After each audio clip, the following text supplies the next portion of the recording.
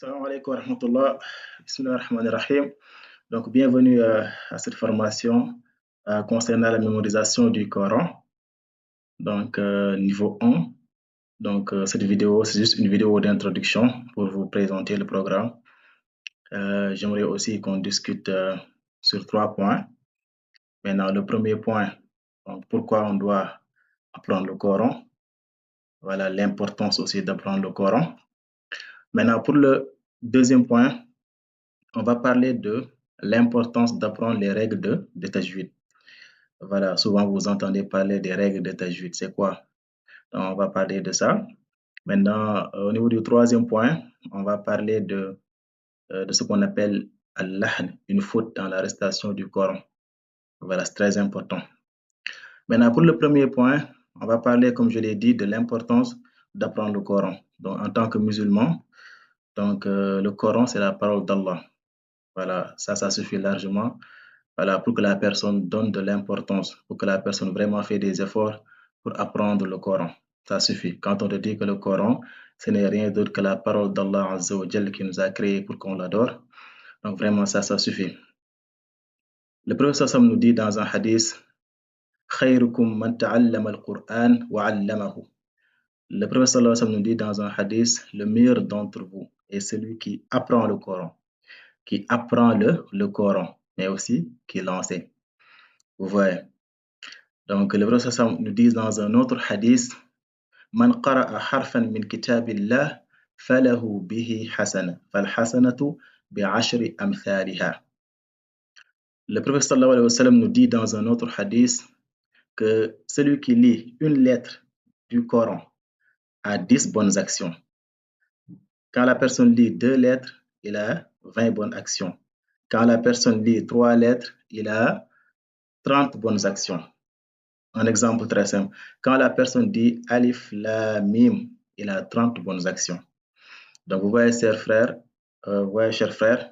que ça c'est très important. Donc, ceci nous montre vraiment l'importance d'apprendre le Coran. Donc, le musulman doit faire vraiment des efforts pour apprendre le Coran. Maintenant, souvent, vous entendez parler de tajwid, les règles de tajwid. Maintenant, pourquoi on doit apprendre le tajwid? Pourquoi on doit apprendre le Coran avec les règles de tajwid? Maintenant, le mot tajwid, c'est un mot arabe qui vient du mot jawwada. Maintenant, jawwada, ça veut dire rendre meilleur, améliorer quelque chose. Ouais. Donc, si on dit tajwid, ça veut dire embellissement. Maintenant, il faut aussi comprendre que le tajwid, c'est une science, comme les autres. Voilà, donc en ce qui concerne le Coran, donc le tajwid est donc une science dont l'objectif est de corriger sa récitation. Dont l'objectif est de corriger sa récitation dans le but de la parfaire en accordant à chaque lettre son point d'articulation correct. Ce qu'on appelle makharijul huruf, mais aussi et ses caractéristiques, ce qu'on appelle sifatul huruf, sans exagération et avec douceur. De la même manière qu'elle a été révélée et conformément à ce que les musulmans ont hérité du prophète sallallahu alayhi wa sallam. Donc c'est ça le tajwid. Ouais. Maintenant, si on lit le tajwid en appliquant les règles de tajwid, si on lit le Coran, excusez-moi, en appliquant les règles de tajwid, ça c'est un ordre qu'Allah nous a donné.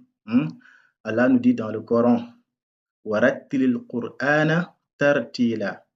Donc, dans une traduction rapprochée, on peut dire et récite le Coran lentement et doucement. Correctement et lentement, excusez-moi.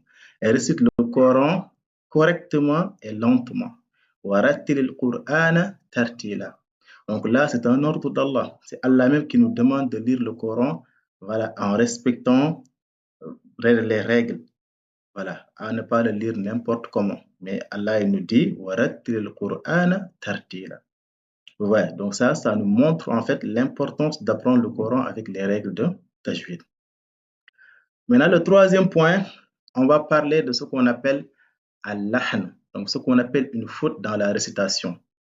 Voilà, ce qu'on appelle une faute dans la récitation. Maintenant, il faut comprendre que si on parle de faute dans la récitation, il y a 2 types de fautes. Il y a ce qu'on appelle al-lahn al-jali, il y a aussi ce qu'on appelle al-lahn al-khafi. Je m'explique. Maintenant, la première faute, on l'appelle al-lahn al-jali. Ça veut dire quoi? C'est une faute qui est évidente. Ouais. Donc, c'est une faute qui est évidente, mais aussi une faute qui est grave. On les appelle fautes graves, fautes évidentes. C'est-à-dire quoi? Ça veut dire changer le sens des versets ou le fait de changer une lettre ou l'enlever. Ce qui entraîne, voilà, ou l'enlever. On peut s'arrêter là-bas. Vous voyez? Donc, quand la personne lit le Coran, il fait une faute qui peut changer le verset du Coran, ou bien le changer, ou bien l'enlever, ça c'est une faute grave. Vous voyez? Ça, c'est à éviter.